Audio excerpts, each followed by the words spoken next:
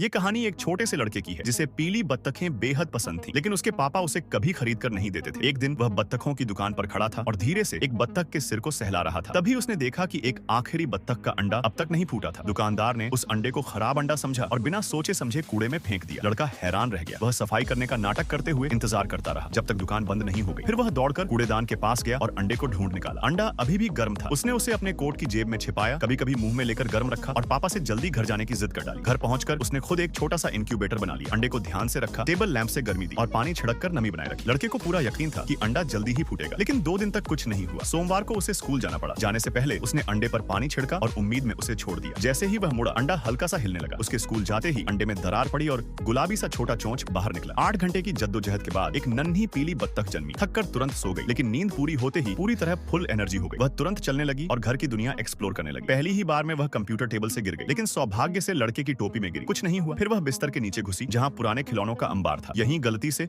उसने खिलौना मकड़ी और इलेक्ट्रिक दांत को चालू कर दिया। डर के मारे वह लड़के की शर्ट में घुस गई और सो गई। तभी पापा ने कपड़े धोने के लिए शर्ट को टोकरी में डाल दिया। बत्तख घबरा गई और जोर जोर से चूं चूं करने लगी, लेकिन कपड़ों में दब जाने से आवाज बाहर नहीं जा रही थी। कपड़े वॉशिंग मशीन तक पहुंच ही गए थे कि बत्तख ने हीरोइक एंट्री मारी और टोकरी से बाहर कूद गई। लड़का स्कूल से लौटा, अंडे का खोल देखा पर बत्तख नहीं मिली। वह ढूंढता रहा जबकि बत्तख रसोई में पहुंच गई। भूखी होने की वजह से वह फल वाले बैग में घुस गई। तभी पापा ने बैग उठाकर शेल्फ पर रख दिया। वह खिड़की तक पहुंची और बाहर की दुनिया देखने लगी। तभी उसे पानी की आवाज सुनाई दी। जन्मजात तैराक होने के बावजूद उसकी नई नई पंख पानी रोधी नहीं थे। वह भीग कर भारी हो गई और डूबने ही वाली थी कि पूरी जान लगाकर ऊपर चढ़ी। फिर भी उसे गर्म होना था, वरना ठंड से मर सकती थी। चालाक बत्तख गैस स्टोव के पास जाकर हीट लेने लगी। पंख सूख गए, लेकिन स्टोव की गर्मी बढ़ने पर उसे लगा कि अब वह रोस्टेड डक बनने वाली है। वह हिम्मत करके छलांग लगाई और सीधे कालीन पर गिरी, सुरक्षित। फिर बाहर निकली तो एक गंदी सी बड़ी चिड़िया ने डरा दिया। वह भागते भागते मुर्गियों के दड़बे में जा छिपी और गलती से उन्हें अपनी मम्मी समझकर सो गई। लेकिन तभी एक चूहिया अंडे खाने आ गई। मुर्गियां कुछ नहीं कर पाई और चूहिया ने छोटे बत्तख को भी निशाना बना लिया। किसी तरह वह भागी और अपने घर वापस लौट आई। इस बार घर में एक प्यारी बिल्ली थी जिसने बत्तख को देखकर गुस्से में हमला कर दिया। बत्तख डर से कांप रही थी कि लड़का समय पर पहुंच गया और उसे बचा लिया। लड़के ने उसे हाथों में उठाया, प्यार से सहलाया। बत्तख ने उसे ही अपनी मां मान लिया और हमेशा उसके साथ रहने लगी। लेकिन पापा ने ये राज पकड़ लिया। उन्हें ये गलत लगा कि बिना इजाजत अंडा ले आए और उन्होंने अगले दिन बत्तख को दुकानदार को लौटा दिया। लड़का उदास होकर घर लौट आया। उसे लगा जैसे उसने अपना सबसे कीमती दोस्त खो दिया। तभी दरवाजे पर आवाज हुई। वही पीली बत्तख अपने सारे छोटे भाई बहनों के साथ उछलती कूदती वापस आ गई। असल में पापा ने बेटे की खुशी देखकर सारी बत्तखें खरीद ली थी और बेटे को ये बड़ा वाला सरप्राइज दिया। अब ये नन्ही बत्तखें उसके साथ खेलती, बढ़ती और उसके बचपन को हमेशा के लिए यादगार बना देती।